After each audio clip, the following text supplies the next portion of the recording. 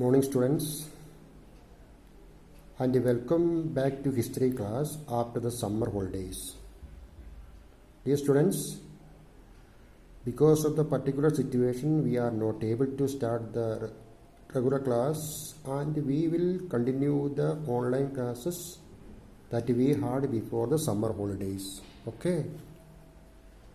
Teachers will upload their videos in Campus Care app,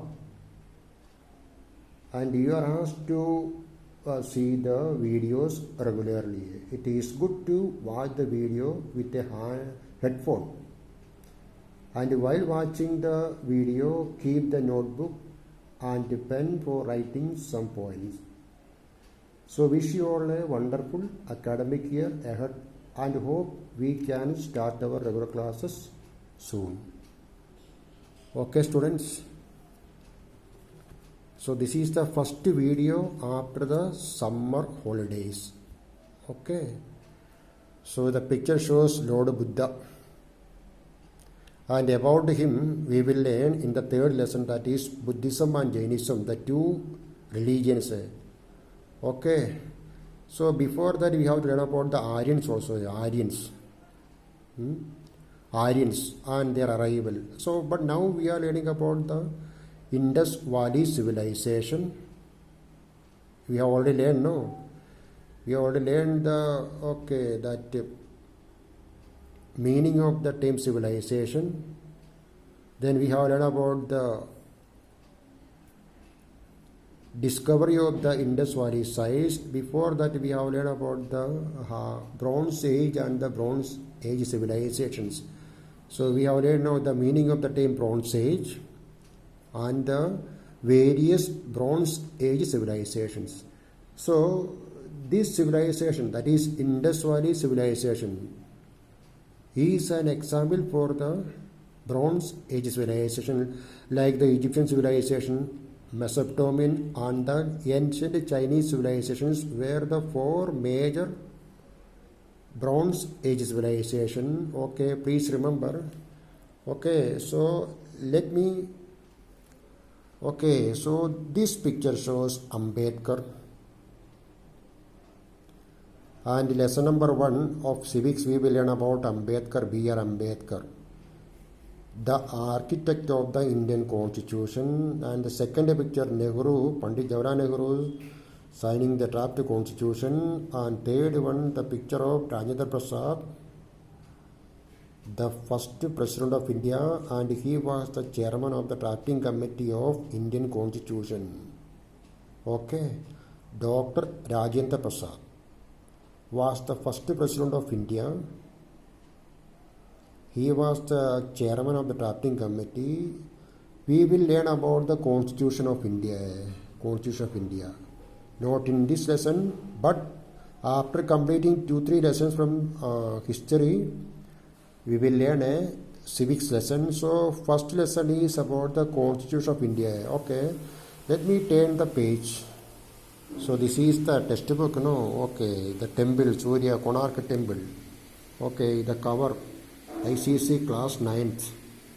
Okay, so let me turn the page. It is the Vedic period. We are not going to learn about that one. Okay, Indus Valley civilization. Okay, this is the extent of the civilization. Already we have learned about the various sites of the civilization. See the important cities: Mohenjo-daro, Kalibangan, Harappa. Okay, Chanidaro, and we have learned about Lothal. Okay, Lothal. Okay, many. So this picture shows the extent of the Indus Valley civilization.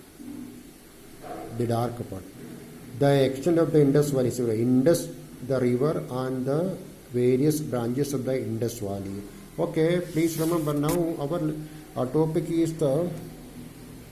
Okay, our topic is urban planning.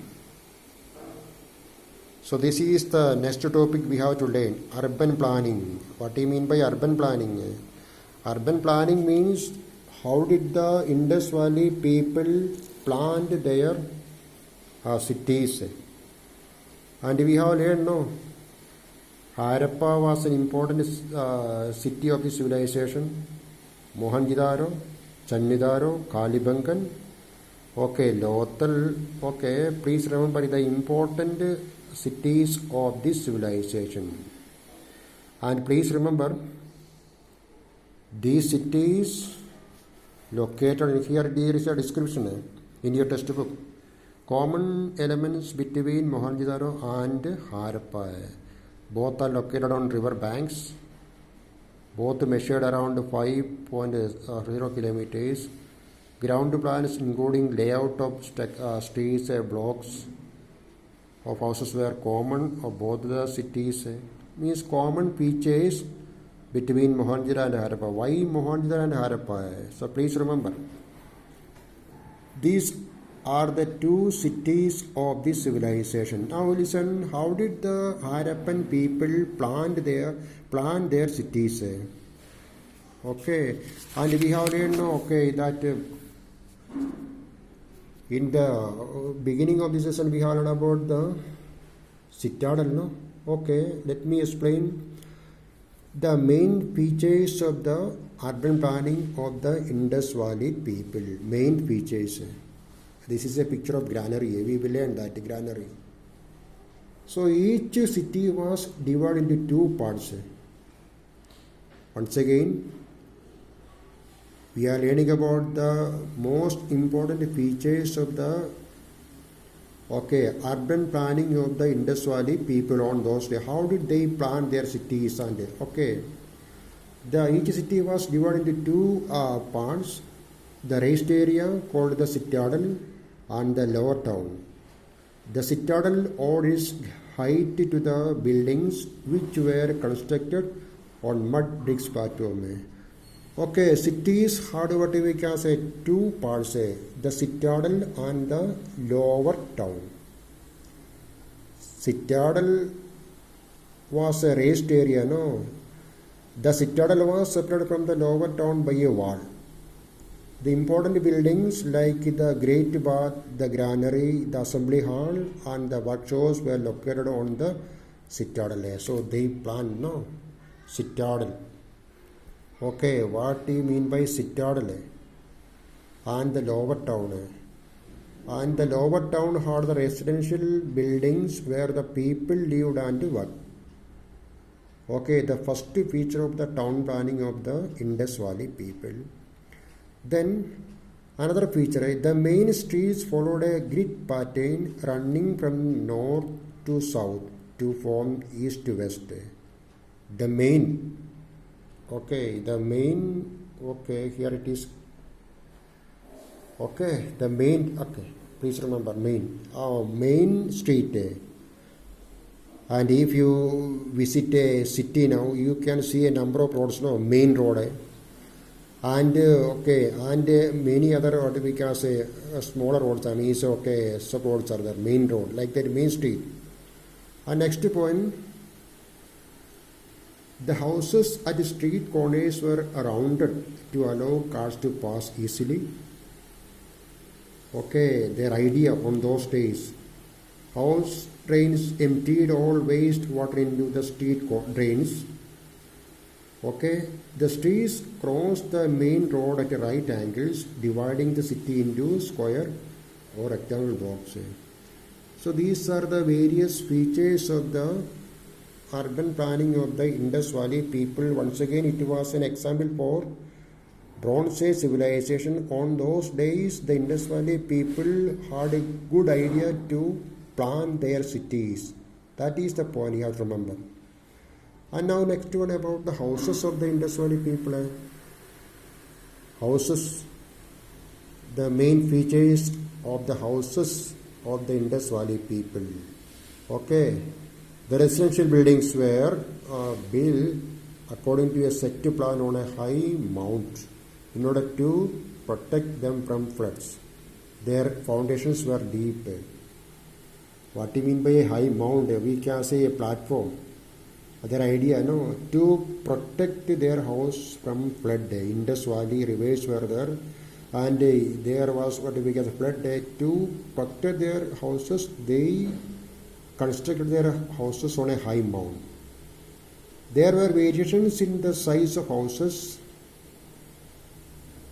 Okay, from single room tenements to bigger houses with the courtyards up to 12 rooms, private wells and toilets. Each house had a covered drains connected with the street drains. Another feature, no? So, means, if you visit a town, you can see the drainage system. In our Hyderabad, there is what a drainage, drainage. Drainage is very essential. So, Indus Valley people on the drain in Mohenjo-daro, the picture shows. Okay, drain in Mohenjo-daro, their idea. Okay, please remember drain in Mohenjo-daro. Then the entrances to the houses were from the narrow lanes which cut the streets at a right angle. And then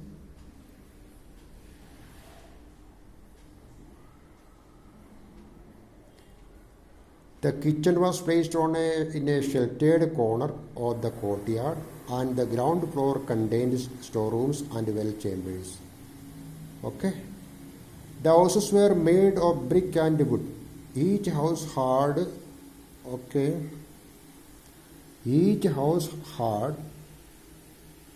doors, windows and ventilators. Doors and windows opened the side of the streets and not on the main roads.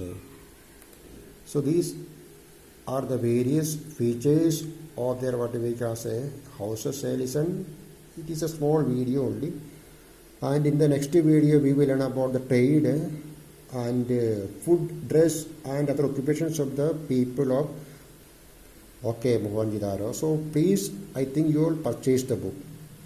While watching this video, please use a headphone and open your textbook and see. Okay. Today we have learned about this urban planning, so town planning of the Indus Valley. A picture drain of the train in Mohenjo-daro. Okay. So please revise your textbook, and I will upload another video on tomorrow. Thank you.